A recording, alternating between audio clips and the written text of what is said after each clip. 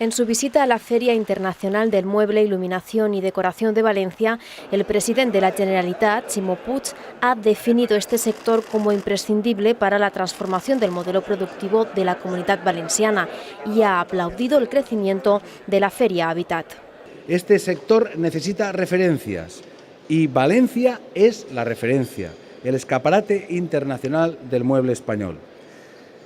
Y al positivo futuro de Habitat contribuye sin duda la recuperación del sector en la Comunitat Valenciana y en el conjunto de España, porque la Comunitat Valenciana es la primera comunidad autónoma en empleo en este sector, la segunda en producción y exportación y la tercera en número de empresas.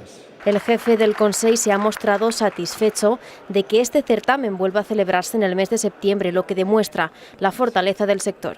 Como desde los años 60, 50 años después, vuelve a ser una de las grandes ferias, el pórtico de nuestro calendario ferial.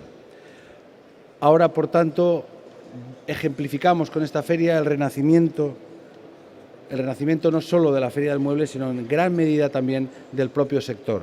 Puig ha insistido en que la Generalitat está llevando a cabo una intensa agenda de política industrial.